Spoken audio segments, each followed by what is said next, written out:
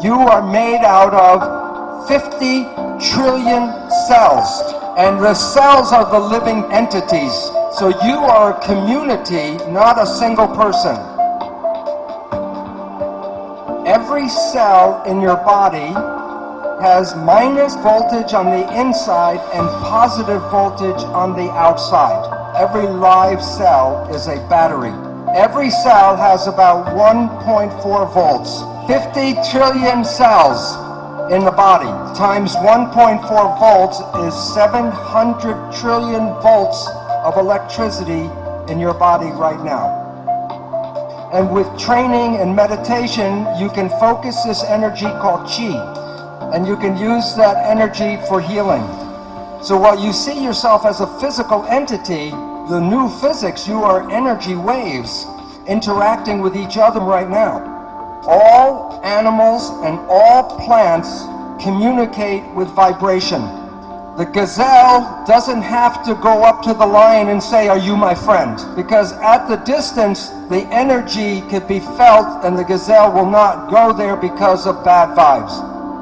If we, when we were young, were taught to be sensitive to the vibrations, we would not find ourselves in bad relationships and bad places. But we are usually told not to go by our feelings, but to listen to what people have to say. Language was designed to hide feelings.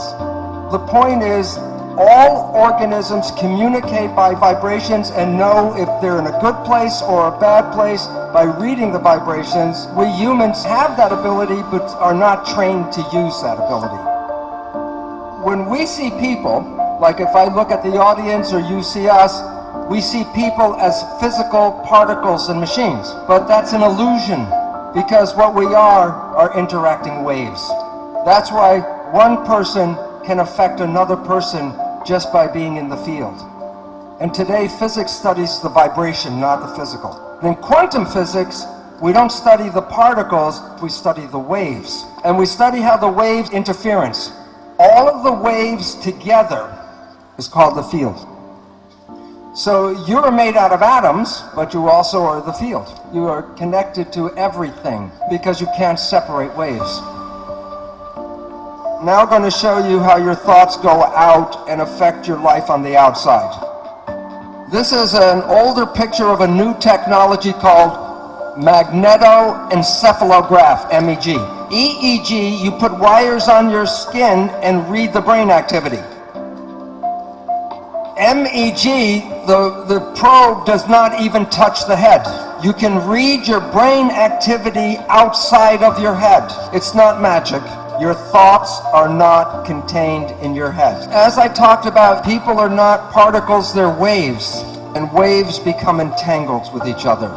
The people that you get connected to, you are entangled with. And many people are familiar if you think about someone or talk about someone you haven't seen for years. And I say, "Oh, I haven't seen my friend John in 10 years. And the phone rings and it's John. Or a letter comes in the mail from John. It's like the placebo, nocebo. When you think very positive thoughts of someone, they make an effort to get in touch with you. But it works both ways. If you have a negative thought about somebody, wherever they are, they will create negative talk about you. So it's very important to recognize your thoughts and your judgments are not just connected to you, they're connected to the people you talk about. So people know that if you hit the right frequency, you can cause a crystal goblet to explode. It's called harmonic resonance or constructive interference. You are like a tuning fork with your brain, and you're broadcasting frequencies of your thoughts. Which goblet is going to respond to your thoughts? The one that is harmonically resonant with your thoughts. If you live in fear, you're not going to activate the Dalai Lama, but you may get Scarface to show up. So when you are having thoughts, you are exciting and activating those things in the world that are connected to your thoughts. When a mugger is trying to pick out which person he's going to attack, of the different people walking down the street, which one do you think gets attacked? The one who is most afraid. Because the one who is most afraid will resonate, and that means that the mugger doesn't have to do anything, go boom, and everyone will give him everything. But while it works for individuals, It is very powerful when a whole group of people have the same thoughts. You can't make a war unless enough people are ready to make a war. I'm going to show a picture of mass action here, and it relates to in New York City 1 year after 9/11. So this is September 11th, 2002, the 1 year anniversary of 9/11. What was everybody in New York thinking about that day? The winning number, 911, because we collectively create the reality. So when you look at yourself, you're not a single entity, but you are a community of 50 trillion cells. But it's important to understand the word community.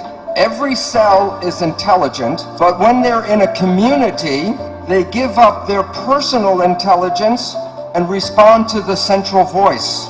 So that the community represents a thing, one thing called an organism. And in that community, that a cell must follow what the central voice is. And if the central voice says to die, the cells will die. So the central voice is the mind. And I will be talking about the nature of the two parts of the mind and why we have trouble sometimes controlling our life.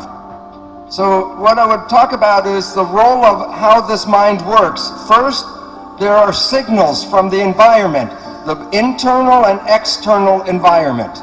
The brain, the function of the brain is to perceive the signals and then interpret those signals and then send the information to the cells to control the behavior and the genetics. So the function of the brain is perception, and from that creates the mind.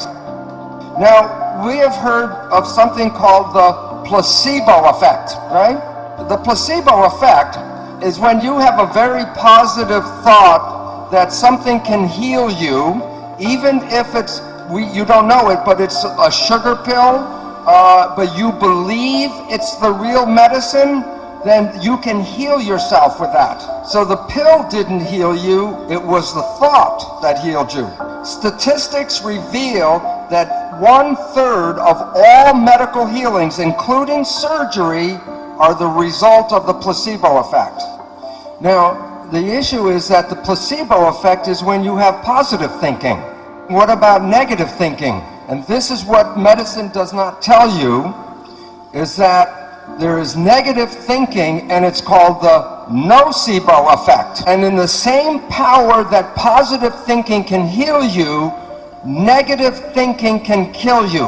They're both the same effect. One is more positive, one is more negative, but the effects are exactly the same on your health. One will heal you, and the other can make you sick. The point is that negative thinking can create all the effects of chemotherapy. Now think about this.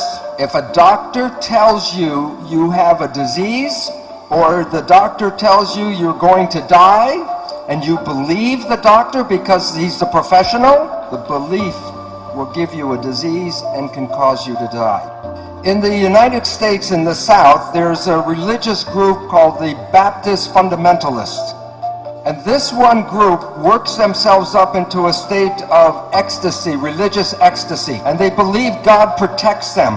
And so they will work with snakes, poisonous snakes like rattlesnakes, and they will even get bitten by the snake and nothing happens to them. Now look at this though.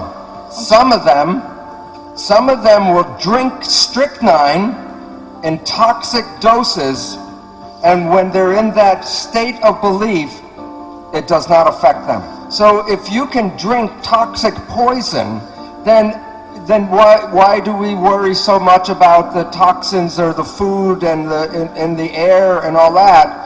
Because we have a belief that the toxins can kill us. But even though I know this, I will not drink strychnine. And why? Because my belief is not as strong as their belief. So if we were growing up and programmed with stronger beliefs, we would be more powerful than we are now.